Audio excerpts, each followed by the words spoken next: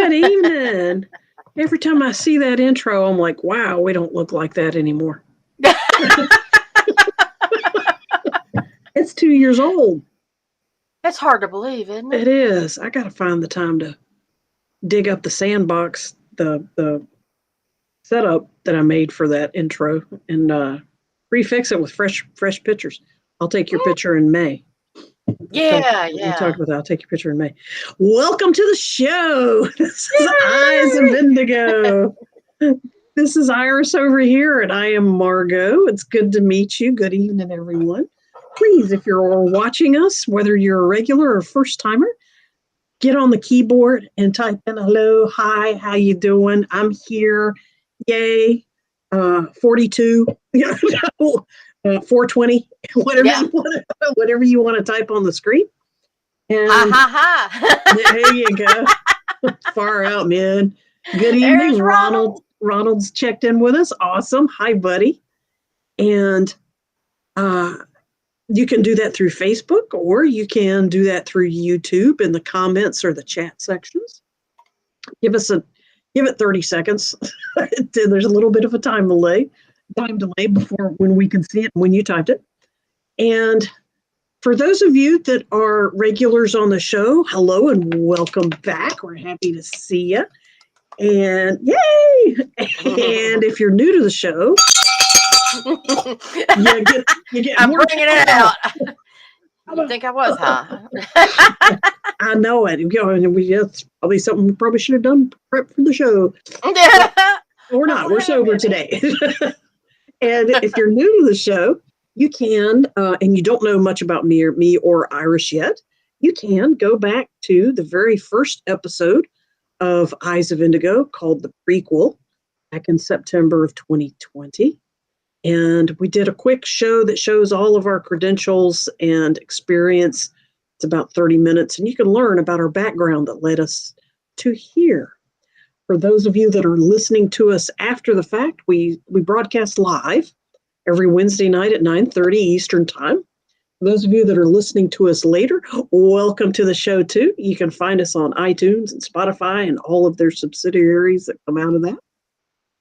And we read the chats and the comments during the show as you type them to us so that auditory listeners can also enjoy us. Iris, what is the subtitle, the motto, the plot of our show? Discussing weird stuff in a rational way. Bada bing, bada boom. And that little bluebird just looks so perfect for the. He does. He looks totally stoned out. And then today's show.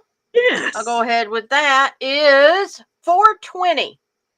Medicine, magic, or mayhem? Join us in a weedy discussion as we share the 411 on 420 about 420. Yeah. Today's date inspired the show, of course, as you can tell. We have a little checklist of future topics, but that one just jumped up automatically. Yeah, take advantage of it. You know? So, among stoners and regular seekers and CBD users and smokers, many people have heard about the 420 and the expression that it's an invitation to smoke pot. Iris, can you regale us with where 420, the origin of where 420 came from and how it got so popular? Yes, and I just had it up here, and I don't know where it went. Wait a minute. Okay, here we go. 420 started because back in like 1971, and this was according to a Time magazine article that was then rehashed in the local News and Observer out of Raleigh today, actually. Whether you know a lot about marijuana or very little, chances are you've heard the numbers 420. According to Time magazine, 420 can be traced to 1971 when a group of 5 students at San Rafael High School in Marin County, California, began meeting at 4:20 p.m. to smoke marijuana. There wasn't anything in the numbers for those students. It was just that's when all the extracurricular activities were over and it was safe to gather around this tree. So they said, okay, 4:20. Well, fast forward one of the members of that teenage group got a gig working as a roadie for the Grateful Dead. Ta-da! And ta-da! And by 1990, a group of Grateful Dead fans were spreading the word of the ritual, distributing flyers, inviting people to smoke 420 on April 20th at 4:20 p.m. And so and then the magazine High Times, which is a cannabis users magazine, printed a copy of the flyer the next year, and it just exploded and became an iconic piece of American culture. So that's the history of 420. Who knew that 5 high school kids could change our perception that much? I was going to say, lots of high school kids went on to change our perceptions. Steve Jobs would be Happy one. 420, Chris. Absolutely. Here's to the green. Yeah, man. A little bit of puff of smoke coming on the next cartoon. Very cool. Hadn't found that one yet. That's very cool. Very cool. Thank you. Thank you. So Iris and I were brainstorming about the magic and the medicine and the mayhem of marijuana. Marijuana translated literally means Mary Jane in Spanish. So that's where the word marijuana literally translates in its origin. But MJ, Mary Jane. Puff the Magic Dragon is a song. Supposedly. Yeah, Little Jackie Paper. Oh, that's true. Yeah, and then you follow the storyline, the plot of the song, of the ballad. Yeah, it's pretty much that. That's something we didn't mention. But there's a lot of other media around marijuana culture and marijuana politics and marijuana practices and business, especially since CBD oil has taken off, and now edibles. Officials, trick-or-treaters beware, marijuana candy edibles. And then somebody posts under that, absolutely no one on the planet will give away their edibles for free to your children. Please grow up. That shit's too expensive. That shit's way too expensive. Yeah, it's like, no, that's not how it works, y'all.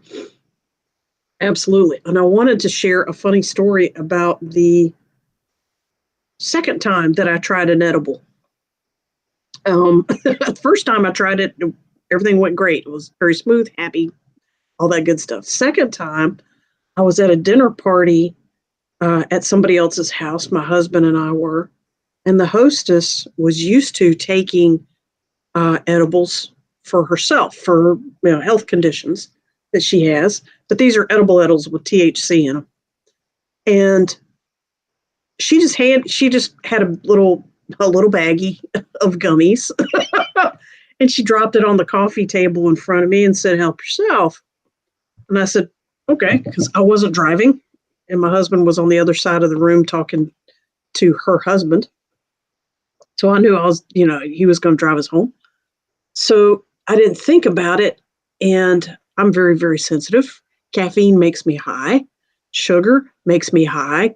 All right. As in, I become a walking comedian. And I didn't think about it. I was talking to her. I picked one up and I ate the whole thing. And I found out later it had 5 grams in it, which is way out of my league. Way out of my league. I'm stoned as a happy camper off of like 1 gram. This had 5. So I sat down and I waited and I tried eating. And if any of y'all have ever tried that, eating to slow down a smoke high works. Eating to slow down an edible high does nothing because it's in your blood. So eating takes a long time to catch up. It doesn't really do anything. But I was trying. So I was noshing on the chips and the dip and the pickles and the olives. I was there. It was an after dinner party. And I was getting more and more and more stoned in a giggly way. It was very happy. And if anybody's tried edibles before, it's a slow ride. It's not a, whoop, I'm high, I'll get it, and then eventually go, nope, it's a slow ride. And I was getting more and more stoned to the point that I couldn't feel my body anymore. I knew I was sitting in a chair because I could see the arms of the chair around me and I could feel it a little bit if I moved. And I was giggling at everything, and they knew what was going on. My husband and the other husband, they knew that we had taken edibles, and they were, they'd look over at us and giggle every now and then. And I thought I was contributing to the conversation, and I guess I pretty much was. But after a while, my friend, she got up and went to the kitchen to do dishes or something. And I decided I needed more munchies. I had already eaten up the whole table, the whole coffee table full of chips and olives and nuts and whatever. And I decided I was going to go in the kitchen and get some water and maybe find some more food. And I got up. Remember, I couldn't feel my body. I had forgotten. I got up and I took one step and I was like, okay. And I got the sudden, and I was like, well, I'm all right. And then I got this sudden rush, inertia feeling of rushing forward that I knew was messing with my sense of balance, that would mess with my sense of balance. And I was trying to navigate between a coffee table and the edge of a chair. So there was about 12 inches of clearance to step through. And I took a second step and my leg went through that space, and I stopped and I froze because my sense of balance was gone. I knew that if I took another step, I would pitch over sideways one way or the other. So I was in mid-stride with my arms, like taking a big old rabbit step, way inappropriate, way too big of a step. And I froze in mid-stride, and I didn't move and I didn't look around because I was waiting for my equilibrium to come back in my head. And my husband was about 3 feet away, and he looked at me frozen. He stopped talking to his friend. They both looked at me, and I was not moving in this mid-walk position. And he said, what the hell are you doing? I did it! And I started giggling. And my friend, our mutual friend, Amy, I told him, I said, I'm trying not to lose my balance. My friend I told the story to, she said, you should have told him you're buffering. Yeah. If I ever get that position again, I will. I froze so I wouldn't fall. Essentially, I'm buffering. And I did make it to the kitchen, and I did make it back, and I didn't fall. But I was like, that's fantastic. I was buffering. Because it was fun. I was just frozen in a running man position, and it was hilarious. But that was my edible story. That was my edible story. God. If any of you guys watching tonight want to type us a short synopsis of something funny you did or witnessed while you were smoking pot, not coke, not heroin, not LSD, not amphetamines, not meth, marijuana. Okay, if you guys got a marijuana story for us, please let us know if you feel like sharing it. Hey, Angela. Hi, Angela. Hello, Angela. And let us have a good laugh with you. So, when I would have been about 13 and a half. I went to the 2014 Elton John concert. I mean, not 2014, Jesus. 1970. Where did that come from? 1974 Elton John concert in Greensboro. And it was really cool because I had scored a free ticket through a friend, and it was just awesome. So rode with the friend, we go, and I remember my ticket was in a different place than hers was, so we weren't sitting right together, but that was fine because I was so into the show, and it was just so awesome. It was one of my first concerts without my parents. I mean, I had been to the Carpenters, and I had been to Tony Orlando and Dawn. This was big time by myself, Elton John, And I was about halfway up, so I wasn't in the nosebleed section. I was in a good spot. And I noticed that people were smoking. That wasn't unusual. And then I noticed some of the smoke didn't smell like the smoke I was used to smelling. And but the show kept getting better and better. So I I was watching it, Yeah. Try it. A little bit of pizza for you. And it was funny because when by the time I got home, I was just feeling fine. I just know, Contact high. Yeah. And I go in, and my dad had been installing an acoustical ceiling in our den. What was your And dad's occupation? my dad was a drugstore manager. Yeah. Yeah. So a level of awareness was involved. Yes. And when I came in, he climbed down from the stool, and he sat down in his chair, and Mom sat, and they said, "So, how was the concert? Did you have a good time?" And I was like, "Oh, it was wonderful." And I sat on the step stool he had been standing on, and I just kind of, laid back on it, and I was like, it was just I can't believe you should have seen. Oh, and the costume changes, and they were all there. And Mom and Dad said, "So were people smoking around you?" "Oh yeah, and I think there were some people that were smoking pot." And they're like, "Yes, sir."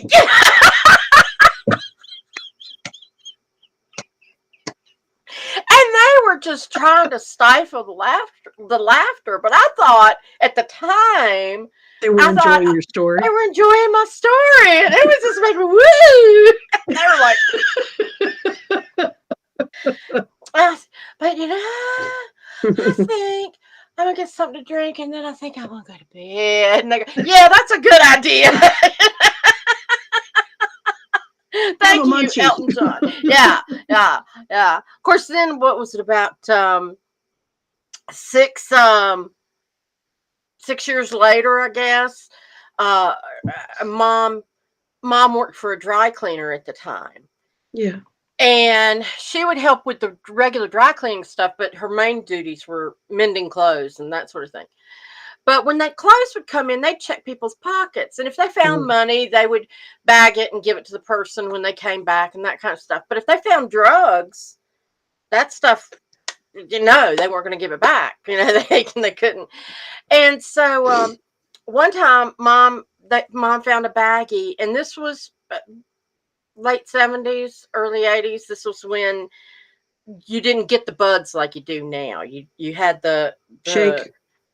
Yeah, you had to separate the seeds. In the comment section, do y'all know what shake and what buds are? If you do, comment in the section. I'm sorry, Iris, go ahead. I just That's all right. Little terminology there.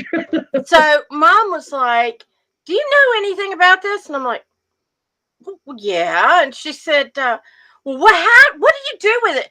So I went to her house, and I was separate. I said, "Okay, got this. Throw this away. Throw this away. This is the smokable part. Here's the seeds."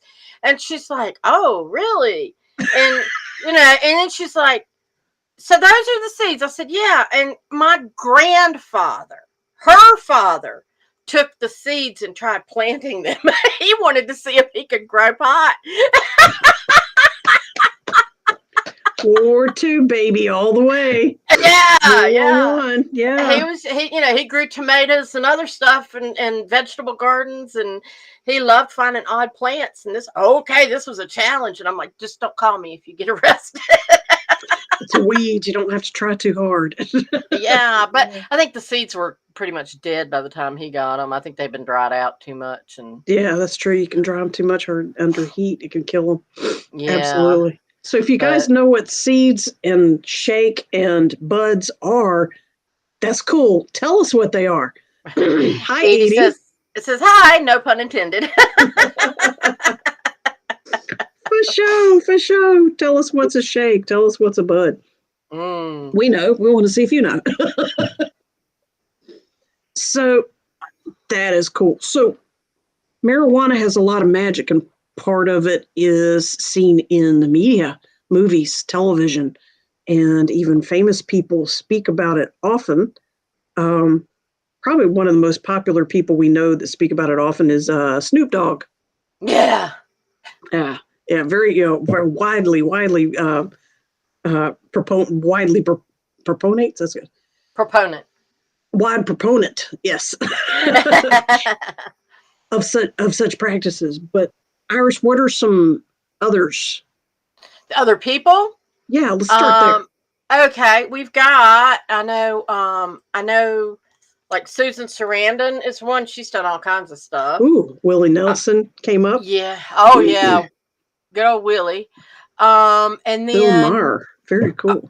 Bill Maher. Matthew McConaughey. I don't know if people remember when a few years back he got caught. The police were called to his house. He and another guy were naked playing bongos and smoking weed, like on his front porch, and somebody called the police. And so he's good time at ball. Yeah, and then let's see. Cheech and Chong. Cheech and Chong, Tommy Chong, and Cheech Marin. Yeah. More recently, we're seeing lists where Obama, Oprah Winfrey, George W. Bush, Bill Clinton. Bill Clinton didn't inhale. I did not inhale. If you believe that. Iris can tell you that's a contact high, baby. Let's see, George Clooney has in his day and time. I mean, some maybe not as recent, but at some point. Drew Barrymore, Charlize Theron, Madonna, Lady Gaga. Letterman. David Letterman. David Letterman was another one. He's already said Bill Maher. Yep. Guys, if you guys can think of somebody famous, I bet you anything George Carlin did.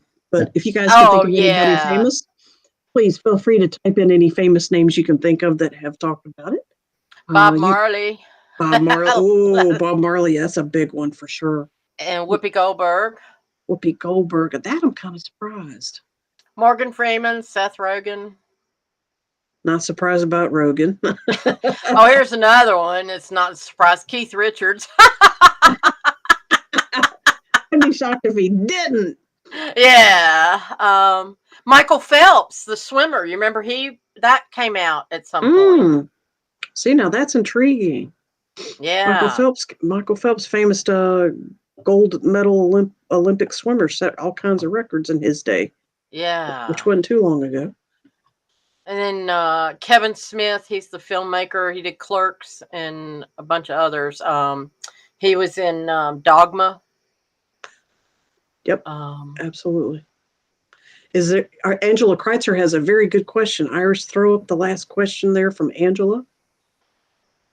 Is there anyone who hasn't smoked? That might be a better question. There's probably one or two. I would be surprised if Willie Ames has smoked it. You know, Willie Ames is he's very much a Bible thumper now. He was on Eight Is Enough, the blonde-headed. Yeah, those kind of people. Yeah, those kind of people. I'm not. No judgment. Just. It goes with the genre and the persona, pretty much. And then Edie made a couple of comments. Kelly Clarkson mentioned gummies. Thought it might be a good way to watch Encanto. Encanto, definitely. That is a seriously tripping movie. I have not heard of it. Encanto is one of the latest Disney animated movies. Oh. And it's talking about a magical family that is losing its power. And they're a Mexican family, and singing Encanto means enchanted, but it also implies it's a musical. And Angela salutes you there, Edie. Well, speaking of watching something while getting high, if you have not seen Disjointed on Netflix. It is, and these pictures, I apologize. It is a series. It's been for 3 seasons, and it stars Kathy Bates.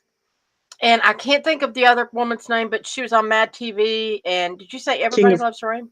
No, King of Queens. King of Queens and a few others. She plays Walk On as the pissed off mom in a lot of sitcoms. Yeah, but this is the whole cast here, and Kathy Bates plays a woman who is a child of the 60s, free-spirited, free love, all that, and she became an attorney and very much fought for civil rights, women's rights, all that stuff, and opened up a cannabis shop.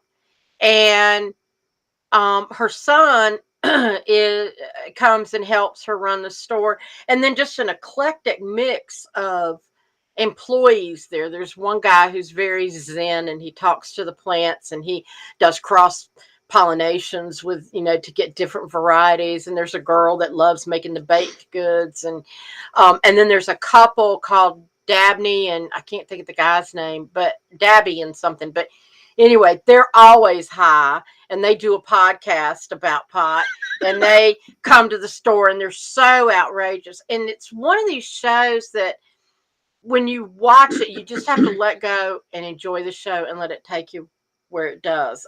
Some people disbelief. Yeah, some people kind of criticized it. Oh, look, is that funny? Well, they're just not in the zone. You almost have to be in the zone to appreciate it. And like, I love stuff like it's for stoned people. It's while you're high, to entertain people while you're high or have high stoned awareness. Yeah. And like, there's a security guard that she hires that is former military, and he's very stoic, but he also suffers from PTSD. And there's a couple times where something happens and he has a flashback or a PTSD episode. And while he's having that, they're trying to get him to calm down. And I know at one point they finally get him to take an edible or something.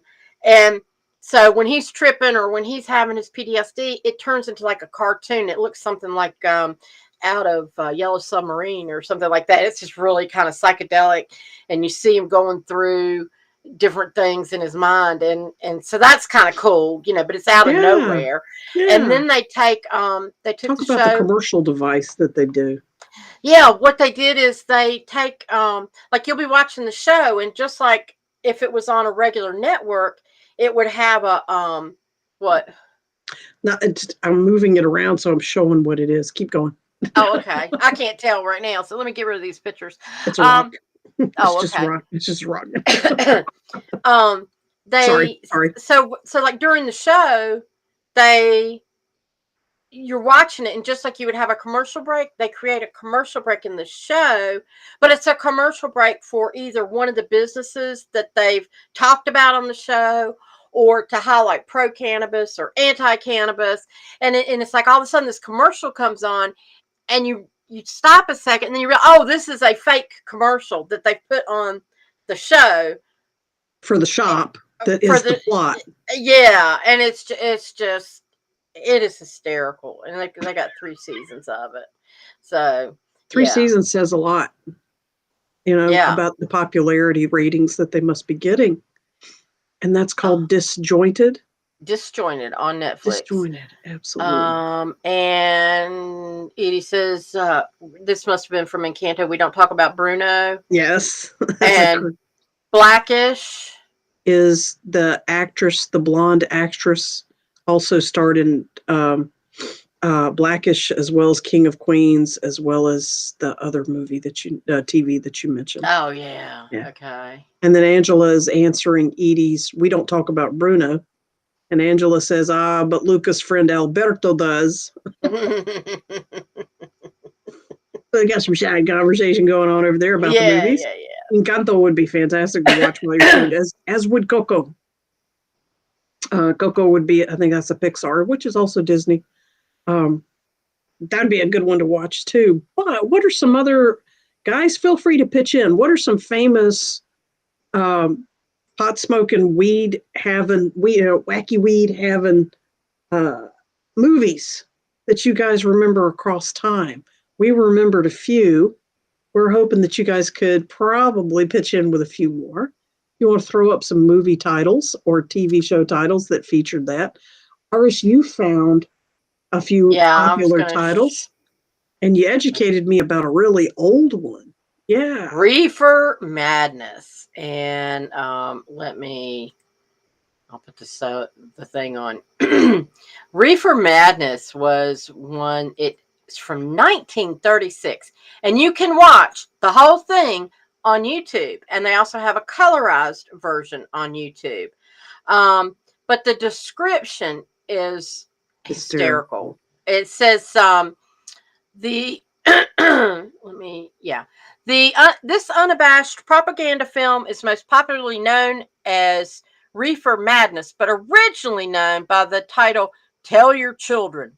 A Dead Giveaway has become a cult classic of comically bad cinema due to its dated, alarmist views on the dangers of marijuana addiction and the exaggerated symptoms thereof. After the on-screen prologue that declares something must be done to wipe out this ghastly menace, Reefer Madness launches into a case study of clean-cut WASP couple Bill and Mary, high schoolers who play tennis and drink tea on the back porch.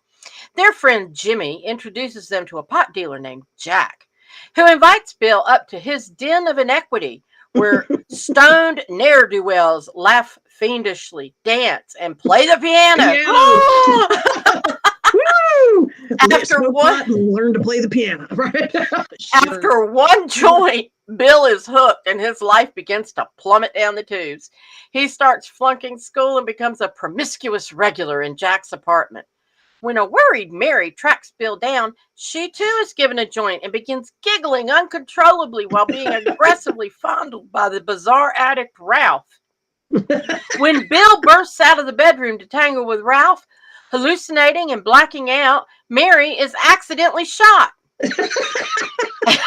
This prompts a string of guilt and calamitous occurrences, including several more deaths and courtroom sentences to mental institutions, all because of the devil weed. The film ends with the ominous warning: the dread marijuana may be reaching forth next for your son or yours. And then I love the comments when you get down further. He says, this one guy says, so drug dealers in the 30s were well-dressed, would come find you instead of you having to find them. They'd offer you free drugs and would offer you a place to consume these drugs while being very hospitable. What a time to be alive. Somebody else commented, yeah, this was shown to us in high school. Faculty was serious about the presentation. Us students were laughing to tears. It was discontinued. A guest speaker started. We laughed him off stage.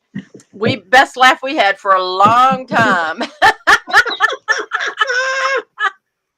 That is hysterical. Oh my. Yeah. So Den of Inequity with suits and ties. Yes.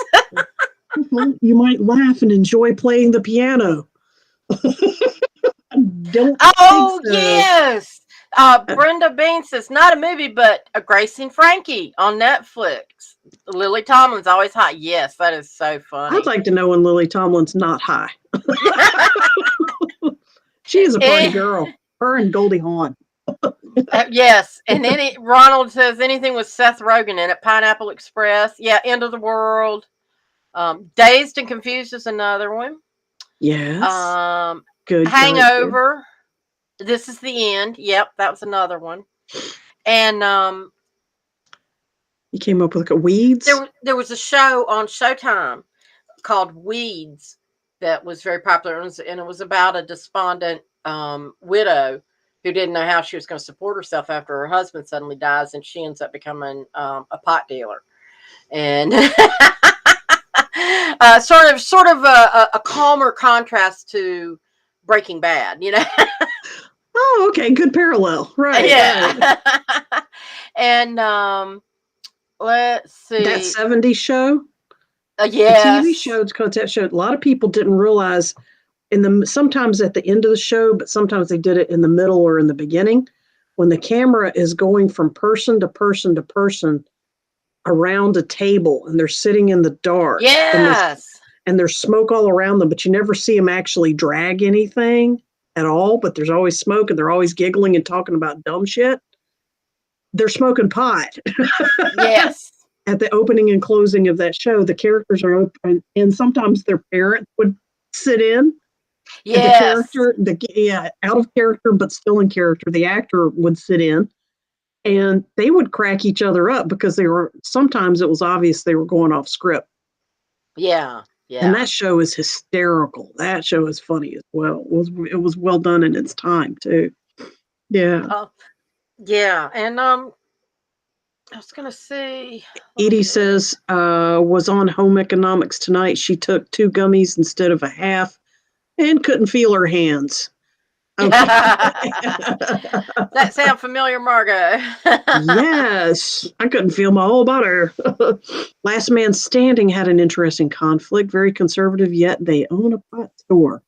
If you look into Tim Allen's personal political beliefs and philosophical beliefs, he makes comments way more than just whether or not there's a pot store in his pot shop in his Colorado family's life. He makes very controversial comments if you know the context.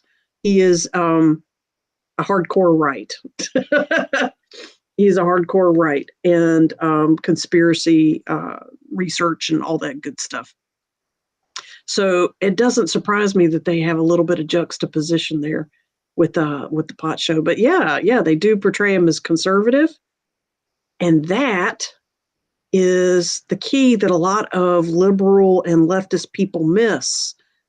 Conservative does not mean stick up your ass.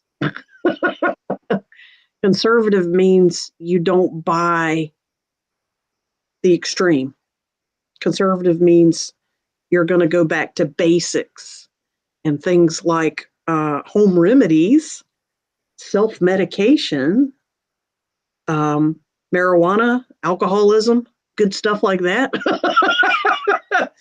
These are all conservative values. Abraham Lincoln was a conservative Republican. Yeah, a lot of people forget that. They forget that, but it also the Republican and Democrat status has flip-flopped over time. It used to be that Republicans were more liberal and Democrats were more conservative. Yeah. Ugh. Now nobody knows who they are anymore. It's hard to. Both parties are 2 wings on the same bird. Mm-hmm. Is really what's going on. It's an illusion that there are 2 separate parties. No. Yeah, it's trying to make it an us versus them type thing, and keep the duality going so that we continue to fight instead of be on each other's side politically in that arena. But there's a lot of marijuana floating around DC. Oh yeah. Yeah, you heard from the name list we already dropped. Well, in fact, we took a trip not this past summer, but I guess it was 2019. Was it summer of 2019? Was it that long ago? Was it before 2020? It was before 2020. We went to DC. It was a family vacation, and my son, who was an adult, I mean, he went and got some edibles, and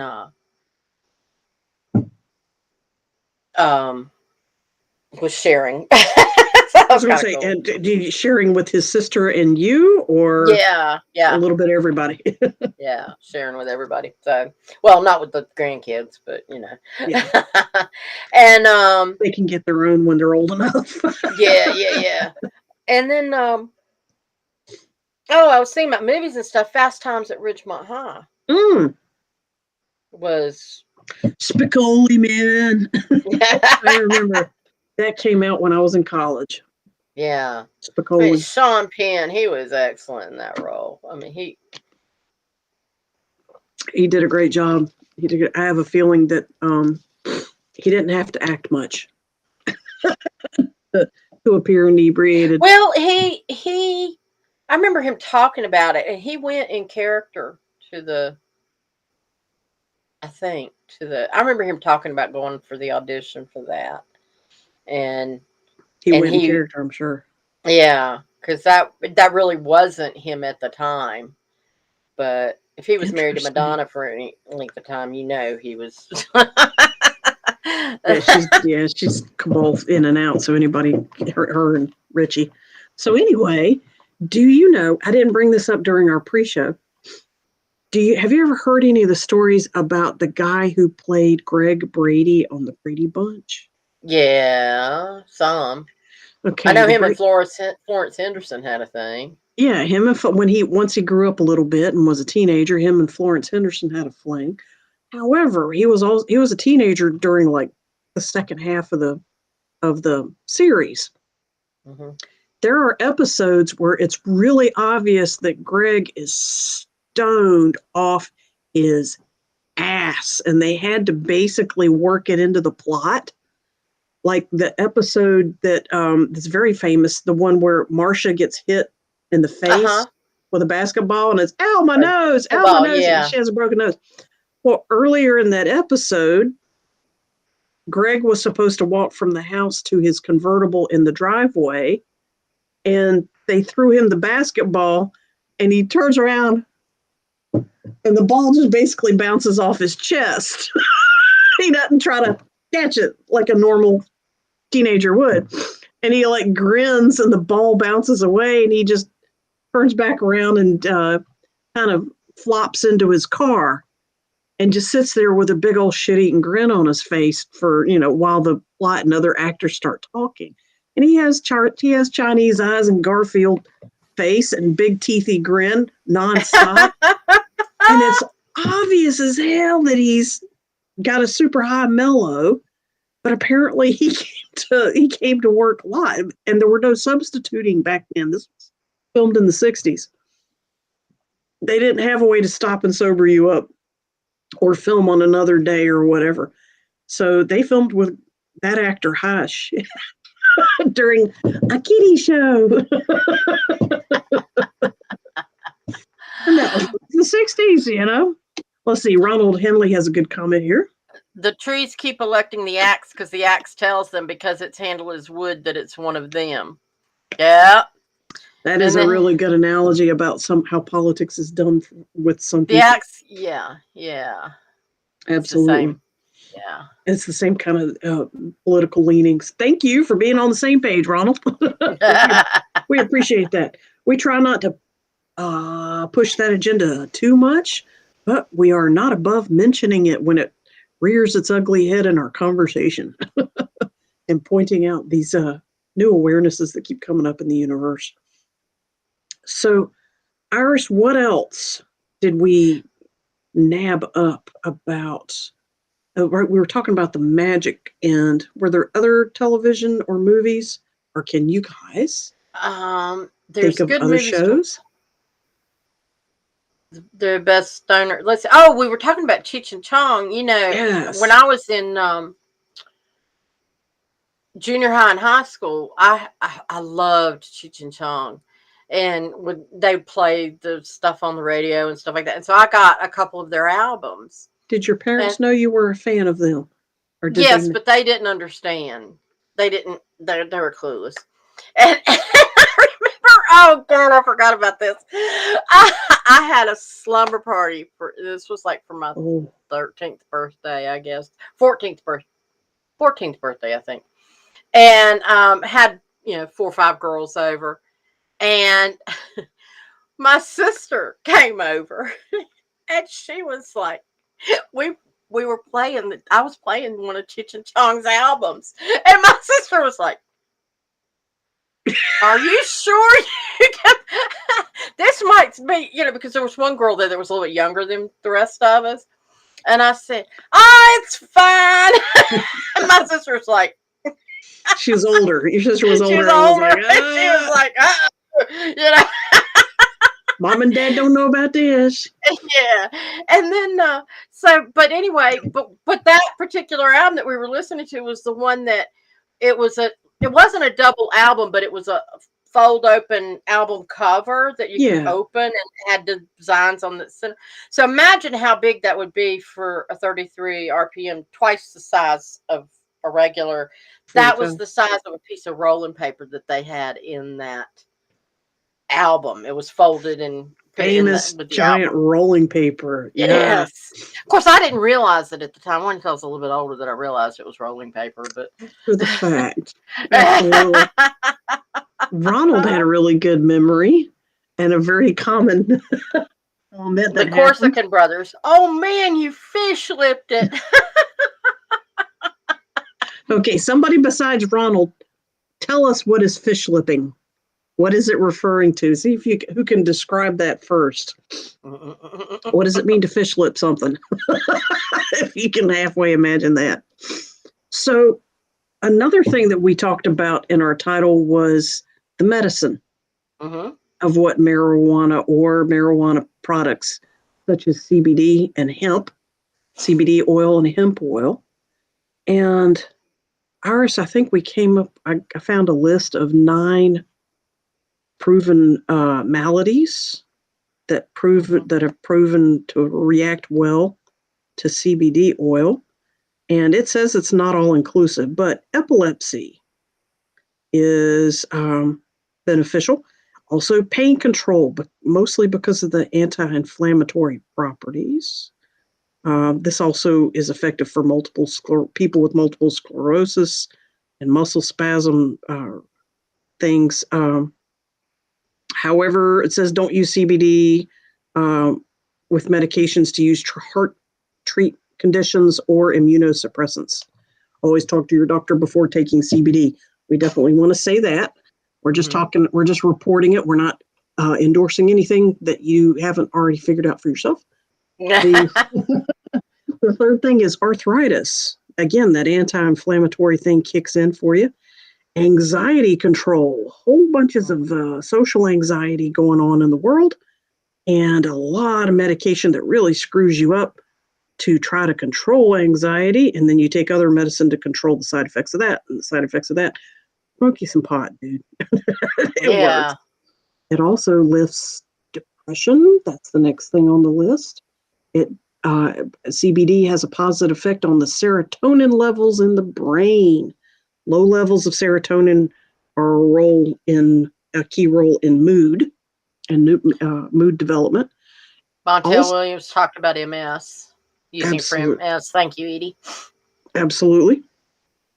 Sleep disorders. 31% of people taking CBD for other conditions such as anxiety or report improved sleep, which is also really good for any kind of illness that causes a sleep disorder. A lot of people have that. And acne. CBD prevented human sebacytes from creating too much sebum, in addition to having anti-inflammatory anti-inflammatory effects and preventing inflammatory cytokines from activating.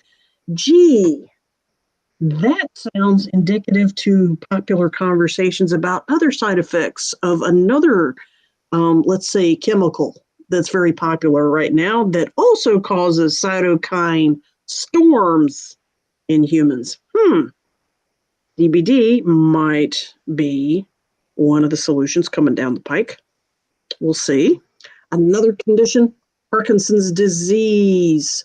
It says helps relieve some of the symptoms. So maybe not so much the disease, but the symptoms, quality of life. And number 9 is, of course, everybody's favorite. It reduces nausea and makes your stomach calm down. So people who need to eat more or better, such as cancer and chemotherapy and related diseases, nausea and vomiting can be done. It says other conditions, anything that can benefit from immunosuppressive or anti-inflammatory properties. Other conditions and like muscle spasticity, such as multiple sclerosis, Alzheimer's disease, and even substance abuse treatment and diabetes, all have shown results from CBD oil. Iris, have you ever used CBD oil yourself?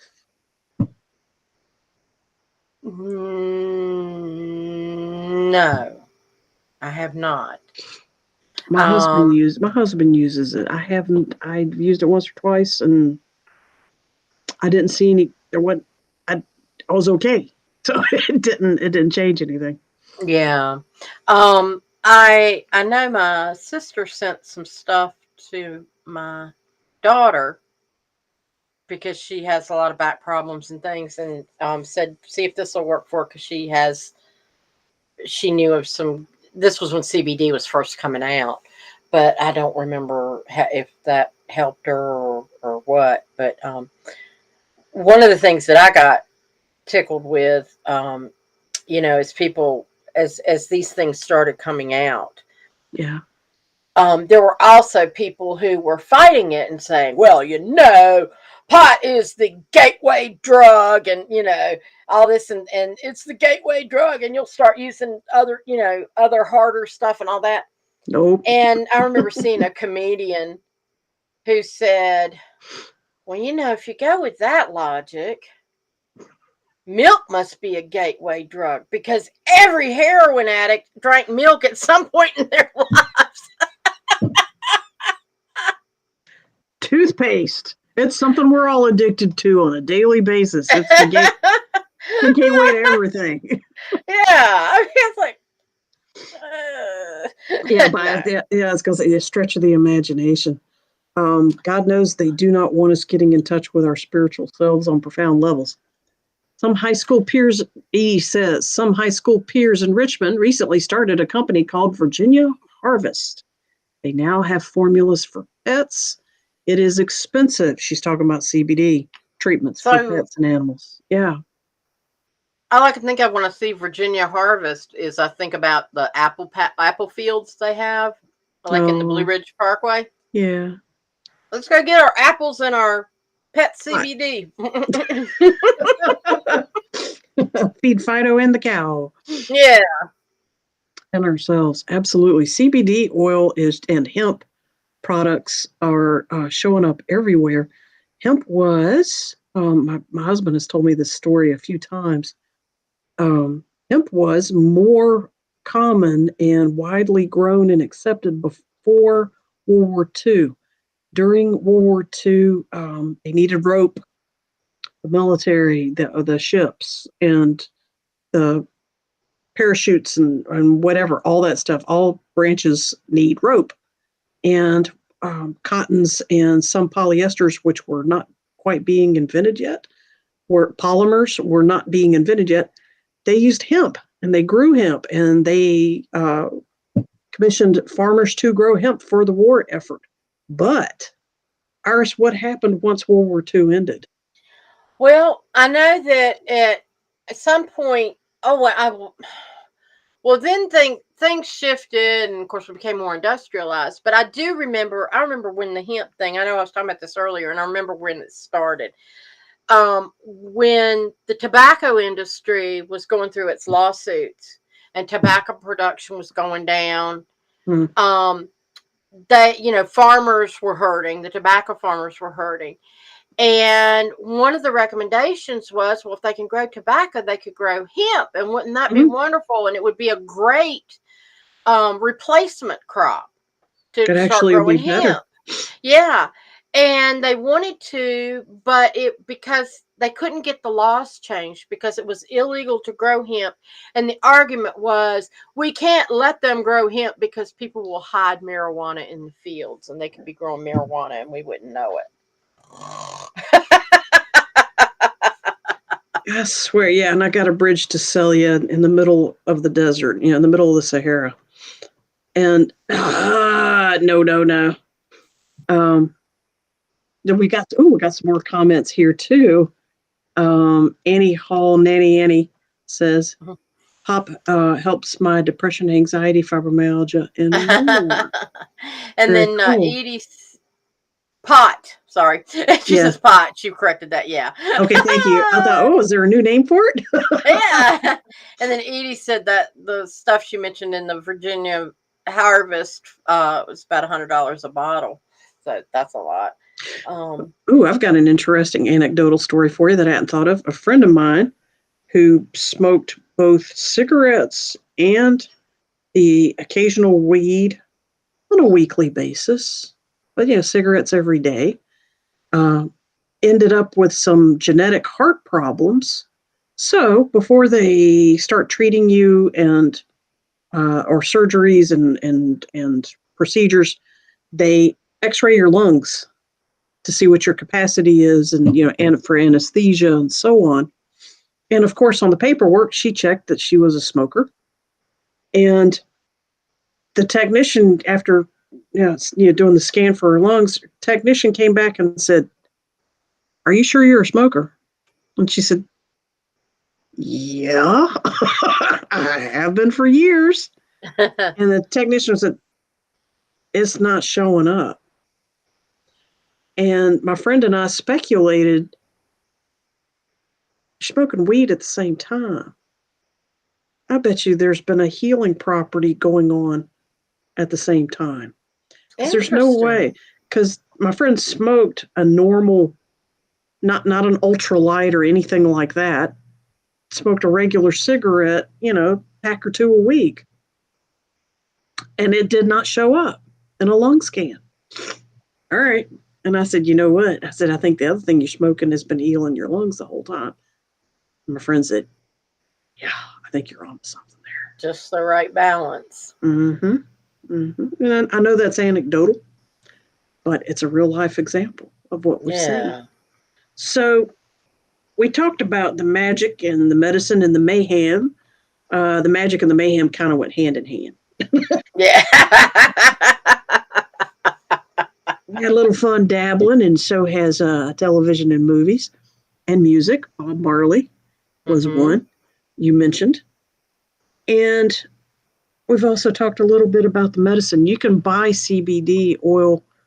You guys, some of you guys know that I'm a pastor of Lua. There's actually members of Lua that sell CBD oil.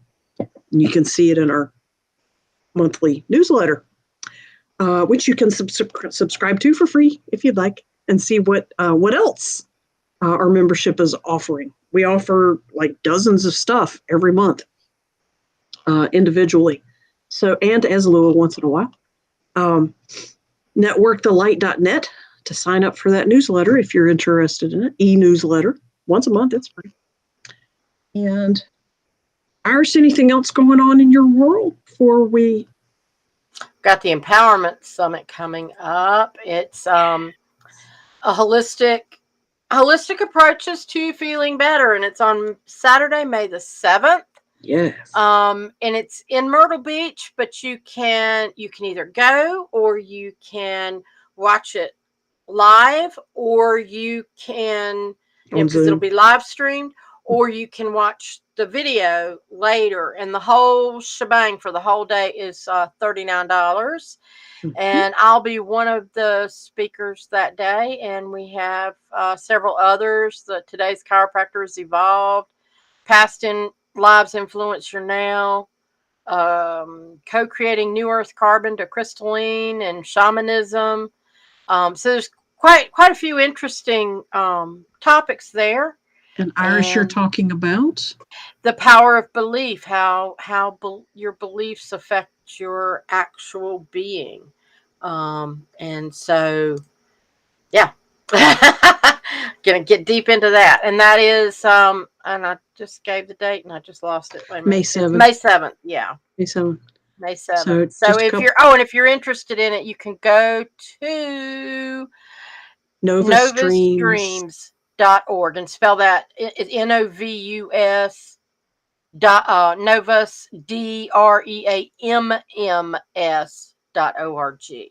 Or you can email us or message us in any of the videos, and we'll message you back with the details. If you go to that website, you can also purchase past videos of past empowerment summits. And same thing, you can see them. And because there's different speakers every time about different modalities. Yeah. So that's cool. Yeah. I've got a couple of things coming up. Our weekly drum circle at Sunset Beach, North Carolina, starting April 25th, this coming Monday. And it's every Monday at 6:30 on the beach at the one and only Sunset Beach Pier on the sand. So that's been exciting to get that started back up again. Yeah, and that continues all the way through Halloween, which is a Monday. It continues all the way through October this year. And more recently, David and I are teaching a Reiki 1 class this coming weekend. And we have 8 students. Oh, wow. Which is exciting. Yeah. So that Reiki 1 class it's a weekend. They're going to crash learn all weekend about Reiki 1. And we'll see who wants to do Reiki 2 later. So that's something else we got going on that's a lot of fun. And then once a week, we do Brunswick Energy Workers Meetup, and you can find that on meetup.com. Brunswick Energy Workers. We meet once a month outside of Holden Beach Supply. And the topic changes, new speakers every time. I spoke last month, and I'm speaking again in a month and a half. During my speech, the participants said, you need to come back and talk some more. I was like, okay. I can do that. I can do that. They wanted to talk about life after death. So, cool. So they wanted to learn more. And I'm like, I can relay a lot of information. Will you give her your website again? So if you want to pick up the newsletter, that is light.net, networkthelight.net. If you want to learn more about what I'm doing, where I'm going speaking and drumming events and all that good stuff, you can go to indigoanswers.com. indigoanswers.com. You can learn more about what is Reiki at reiki.org. That's a wonderful website by somebody else altogether. Randall does that one. And enjoy. I've actually written 4 Reiki textbooks, and my husband was a contributing author and one of my many editors. And you can see those on indigoanswers.com as well. They are for sale for the public. So, Iris, have fun. May 7th. Yes, I'm looking forward to it. Yes, absolutely. I look forward to seeing you when you get here. Yeah. A little bit of a girls' night out. Yeah. But for now, we will be back next week online for the next Eyes of Indigo broadcast. Yes. So thank y'all for joining us, and hope you will tune in next week. All right. And let me get this up. Thank y'all. Night. Thank you for joining the Eyes of Indigo with Iris Carter and Margot Ross Sears. Music is Arcadia by Kevin MacLeod of incomptech.com. Licensed under Creative Commons. Visit our Facebook page for broadcast details at www.facebook.com/Eyes of Indigo. Show is copyrighted 2022 by Iris Carter and Margot Ross Sears. All rights reserved.